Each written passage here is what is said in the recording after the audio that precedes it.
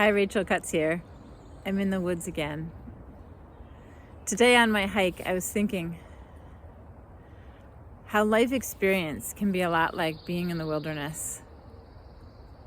Sometimes you're walking along on the trail and it's beautiful and everything's just going right and life is awesome. And then sometimes the storms come, the wind comes, the dark, the rain, the thunder, the lightning. And sometimes you get completely taken off the path you thought you were on. You thought you were headed somewhere, but now you're in a whole new path. And maybe the path isn't a path. Maybe it feels like you're completely lost. I've been there. I've felt that for sure. And sometimes you're walking on a path with someone, a friend, a partner, and something changes and that partner is no longer on the path with you. It can be devastating and lonely and extremely frightening. Yet what I'm sure you've experienced as I have, a light comes to guide our path, often in ways we didn't expect. One of the ways the light came to guide my path was releasing, learning this practice of letting go. But I have to admit that as I began to practice releasing and learning more about it, there were times when I felt like I was in the wilderness again. Even with the practice, it was like, well, how do I use the practice? What's the best way to use it? There are times when I completely abandoned using the practice just to see, like, is it really helping me? What is this? Maybe I don't need it. And I would just literally throw it away. And then I would just feel worse and more anxious and more confused and more bewildered. And then I would say, no, there's no question that this practice helps me. But I wanted it to be my own experience. I didn't want it to be something I had to do or something that everybody else was doing. But I wanted to know for myself what was true. But when I reached the point where I said, this helps me, like there's no question that this practice is so benign. It doesn't interfere with any beliefs. It doesn't interfere with anyone's past history or past learning. It's just so pure and benign that I knew it was just so safe and so right and that I could trust my experience. But even having the practice, I still felt like at times I could get very overwhelmed and lost. And so what began to happen is I just kept releasing. But then I began to have greater insight, because as you release, your awareness, your sense of intuitive insightfulness just increases. And I began to see that there was a map, even within the releasing practice itself. There were these core aspects, just like a roadmap, that when I incorporated them, it took my releasing experience to a whole new level. No longer did I feel like I was kind of just moving through sludge, but I was able to reach a much higher sense of beingness through this roadmap. And that's what I want to share with you. This simple roadmap, and there are 3 primary core points on this roadmap. And the first one is deepening your experience of beingness. And if that sounds totally new to you, what I mean is, at the very core of who you are, your being, there is a great sense of freedom and peace. And maybe you've never explored it, but you know what it feels like to be a being.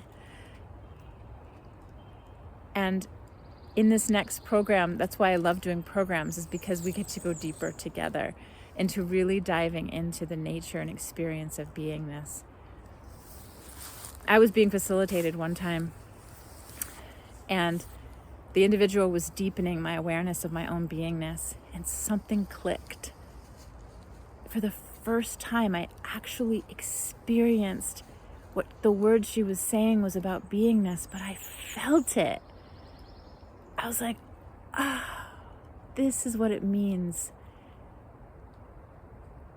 to be awakened, to begin to sense and glimpse the eternal nature of who I am. Not just like think about it or concepts, but actually experience it. Something clicked and it's never left me. I would consider it one of the amazing awakening experiences that I've had.